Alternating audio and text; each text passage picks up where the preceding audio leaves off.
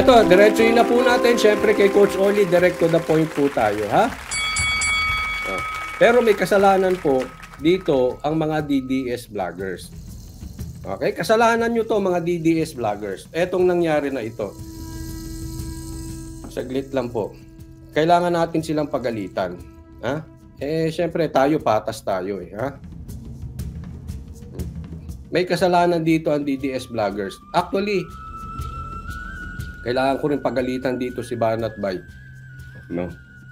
May mali po sila dito. Tingnan nyo ang nangyari. Tingnan nyo, i-compare nyo ang nangyari. Tingnan nyo po, kasalanan nyo to mga DDS vloggers kung bakit may BP Sara resign rally. Kasalanan nyo po, ito kahit si Banat Bay, kasalanan mo yan. Tingnan mo anong nangyari. Yung sa taas, yung rally ng BP Sara resign. Yung sa baba, rally po ito ng SMNI sa Liwasang Bonifacio. Parehas po yan Liwasang Bonifacio. Kasalanan dito ng SMNI. Bakit hindi kayo nag-announce? Sana in-announce nyo rin yung BP Sara resign. Nang dumami naman, tingnan nyo, nagiging mukha silang kawawa. Di ba? Ako ina-announce ko yung rally nila Banat Bay, in-announce mo ba yan? SMNI, in-announce mo ba yung rally nila? Tignan mo. Ang init-init. Nagtyaga yung mga iilan. Kawawa naman, pambihira. Kaya kayo mga DDS vloggers, wala kayo talagang wala kayong mga silbi, mga DDS vloggers. Hindi nyo kasi in-announce ito Dapat tulong-tulong tayo nag-a-announce nito. Di ba? Para sabihin nila, pinapayagan natin yung rally nila. Tingnan mo. Di ba? Ako sana. Total, ginaya nyo na rin yung rally dyan ng KOJC. Sa Liwasang Bonifacio. Araw-arawin nyo na rin yung rally. Try nyo kung kaya nyo 7 days. Di ba? Pambira kayo mga vloggers kayo ng DDS. Hindi po sila sinisisi ko. Ako, ayaw ko sisihin yung iba Nasisisihin ko yung grupo natin. Banat Bay, in-announce mo ba ito? Boss Dada, in-announce nyo ba ito? O kayo mga DDS vloggers, in-announce nyo, ano nangyari? Ba't ganyan naman ang tao? Meron ba silang Meron ba kayong top view? Pakilagay nga, baka may top view kayo dito. Hindi nyo man lang pambira kayo, SMNI. Hindi nyo pinahiram ng ang dadamot nyo, SMNI. Hindi nyo pinahiram ng drone? Sus kayo. Ay, wag ganun. Ang pagkakilala ko sa inyo sa SMNI, kayo hindi madamot. Ba't kayo naging madamot? Hindi nyo man lang pinahiram ng drone.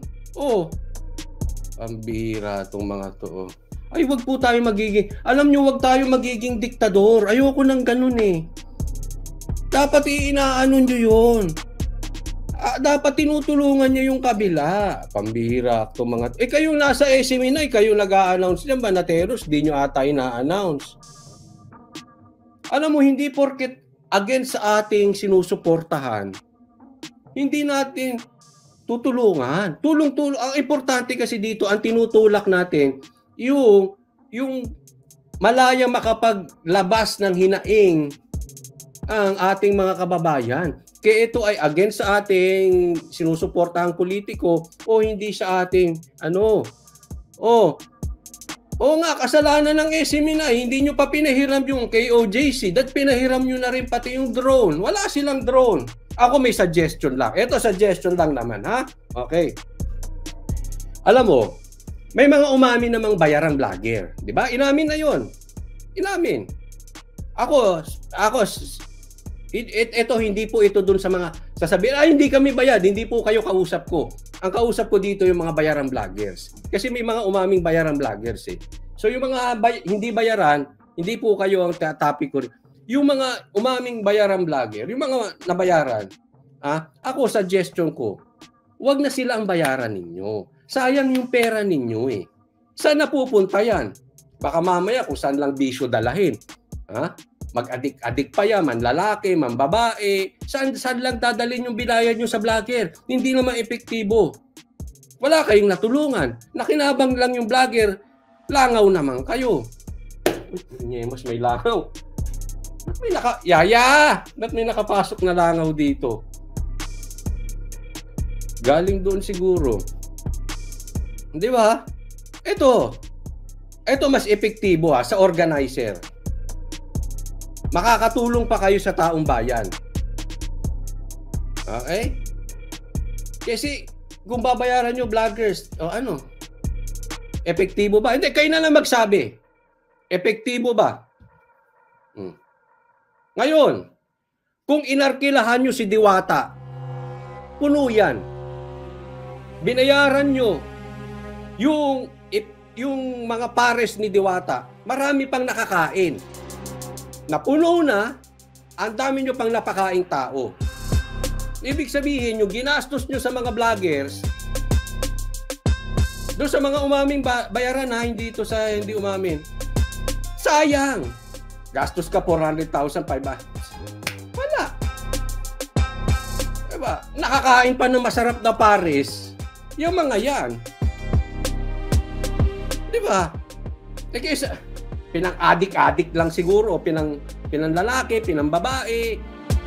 Binili lang nila ng kotse, hindi ko alam kung ano nagastos nila doon. Binili ng kondo. Diba? Wala kayo napakain. Gutom yung mga yan, nagtag-init. Next time, pakiusap doon sa organizer.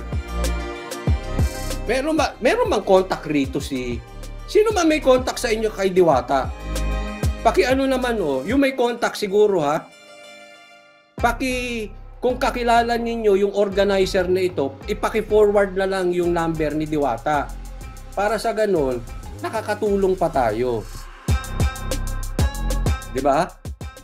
Kaysa mapupunta doon sa mga vloggers, wala din. Wala may langaw. Nagkakalangaw dito, Yaya! Ano pala, Yaya? Ay, sus. Eto naman, sa akin, Kung ako naman ang vlogger, eto, magagalit ako kung sino man yung leader. Kung sino man nag-utos. Eto, kung sino ang may pakana niyang rally na yan. Magagalit ako. Pambihira kayo. Sasayangin yung oras ko. Magmumukha lang akong tanga dyan. Papupuntahin mo ko, ganyan ang tao. Ay buti pa, nag-vlog na lang ako sa bahay. Mas marami pa kaming naabog na tao. Hindi pa kami napagod. Naggasolina, nainitan. Yung pinaggas namin, pinambayad na lang namin sa aircon. Alam mo, ako Hindi, ito, patas to. Kahit tayo mga DDS vloggers, kung papupuntahin tayo sa rally at magpaparally sila, tapos ganito lang, dapat magalit tayo sa organizer. Kung sino man may pakana nito, sino nag-utos na hindi pwede kasing walang nag-utos. Ano yan, bigla kayong nagkita-kita dyan? May organizer yan. May nag-utos dyan. May kumukumpas dyan. Hindi pwedeng bigla telepathy. Ay, punta tayo doon, Banateros. Punta ako, nagpunta. Hindi. Meron na yan sa messages. Hindi marunong yung puol ninyo. Yung may pakala niyang rally na yan. Ginawa kayong tanga. Ito, huwag niyong gagawin sa mga DDS vloggers yan. At ay magagalit ako talaga dyan. Pag sa amin nyo ginawa yan. Nagpakana kayo ng rally, tas ganyan ang pupuntahan namin. Sayang ang oras. Di ba? Sisihin nyo yung puon nyo. Yung utak niyang rally na yan. Pero umabot naman sila ng 31. Umabot, 31 million. Basta umabot sila ng 31. Kayo nang bahala kung anong 31 yan.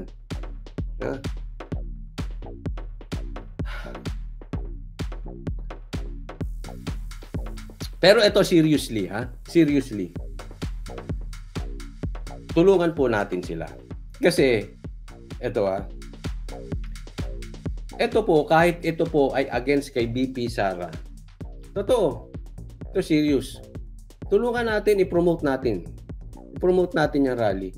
Hindi ipakita natin na tayo ay hindi diktador. Pag sila may rally, hindi natin sususpendin yung mayor dyan, kakansilin, hahalongkatan ng kaso kung sino man yan. Wala yung mga ganong padrama, paek-ek, nabusalan. Pakita natin, sumusunod tayo sa batas, pakita natin hindi tayo diktador. Kasi dapat tayo mga vloggers, tayong nasa media, mapa-social media o nasa mainstream media o nasa TikTok o etc. kung ano man, tayo ini-encourage natin yung mga ganito. Hindi po yan dapat inaawat o hinahanapan ng kaso o binubuhayan ng kaso para hindi ituloy. Kasi kasama po yung press freedom at karapatan na marinig ang boses ng taong bayan. So, ako, sa totoo to with all my heart, sana gayahin nyo yung rally ng KOJC dyan. Araw-arawin nyo. Sana meron ulit mamayang gabi, sana meron ulit bukas ng gabi, meron ulit sa Lunes. Sige na, ipakita nyo yung show of force, and please SMNI, pakipahiram sila ng drone nang meron silang ginagamit.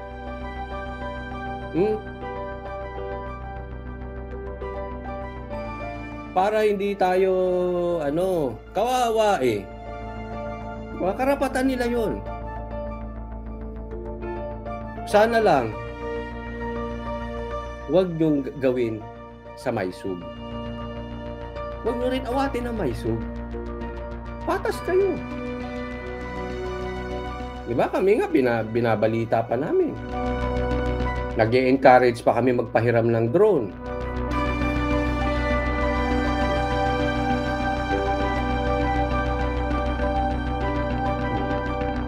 Nagtutulong pa kami kung paano mapapadami. Sigurado puno yan pag si Diwata. Tapos libre pares, puno yan.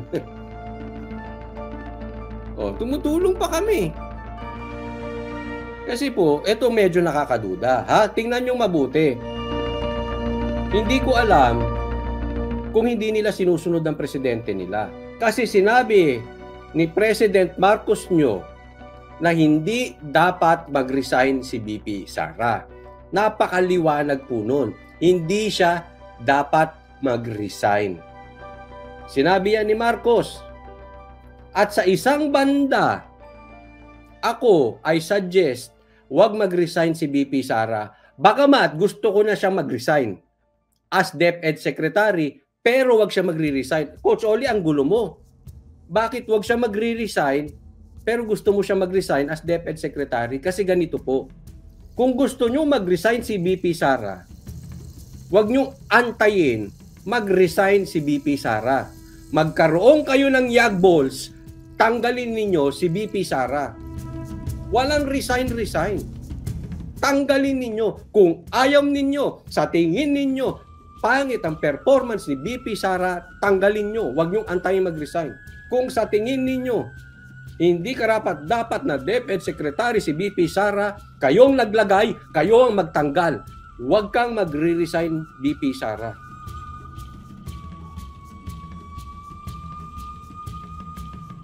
Tanggalin ka. Sa akin, mas gusto ko yun. Nang sa ganun. Kaya gusto ko rin tong rally na to eh. Nang sa ganun, magising na ng tuluyan si BP Sara. Sa katunayan, gusto ko nang dumating ang ICC at huliin si PRRD. Nang magising na ng tuluyan si BP Sara. Malapit na ang July, uhulihin na si PRRD. Di umano, sabi ng mga fake news, whether it's fake news or whether it's the truth, dyan sang-ayon ako. Gisingin na po natin yung sleeping giant na si BP Sara. Mukha namang gising na siya, tumatahimik lang. Tahimik lang, tumatiming. Pero pag tinanggal siya bilang DepEd Secretary, baka yun na yung timing. Or pag hinuli si tatay niya, si Tatay Digong, yun na ang timing. So, again, bagamat gusto ko, huwag ka magre-resign BP Sara. Hayaan mo, ipakita nila yung yagballs nila, silang naglagay sa'yo, silang magtanggal sa'yo. Huwag mo silang bibigyan ng easy exit diyan sa nangyayari. Paghirapan nila, sila ang kumausap sa tao, bakit mo tatanggalin si Sara? Kasi pag nag-resign ka, that is an easy exit for them. Huwag mo silang i-spoil din kasi lalaking weak.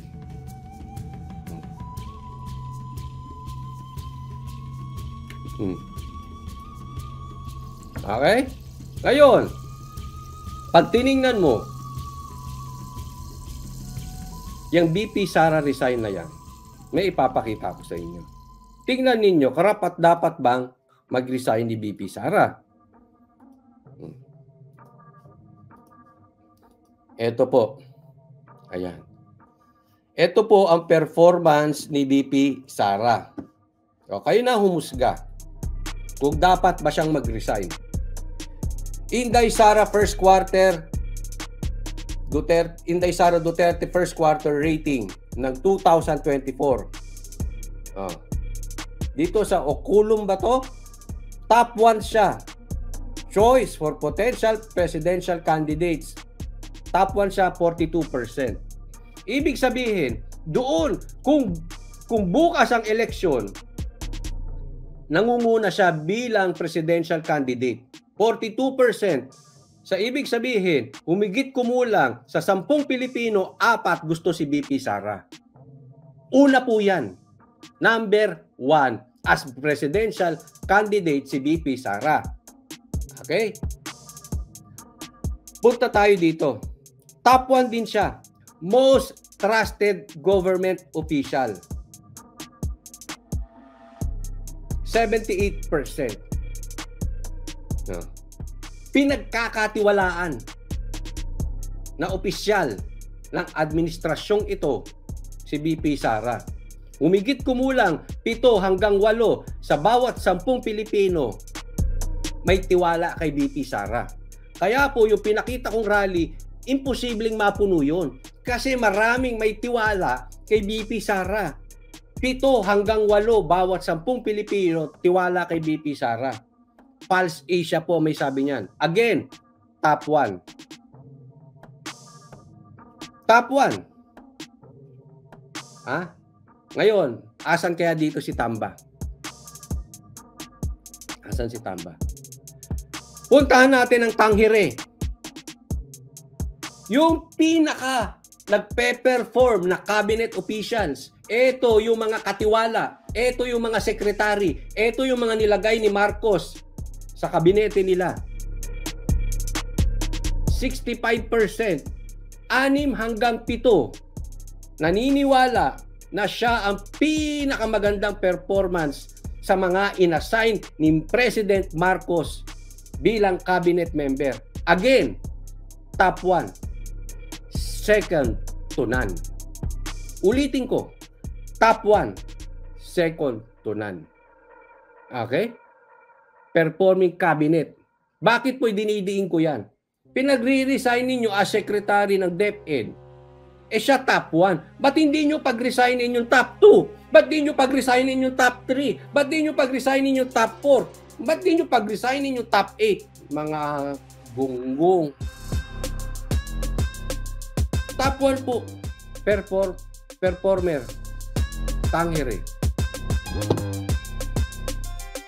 SWS, punta tayo sa SWS ngayon. Social Weather Station. Highest satisfaction rating. Ibig sabihin satisfied. Di ba? Siya, ito yung satisfied sa trabaho. Ang mga Pilipino satisfied sa ginagawa ni BP Sara. 6 or 61 plus 61. 6 plus 61%. Highest satisfaction rating. Second to none. SWS.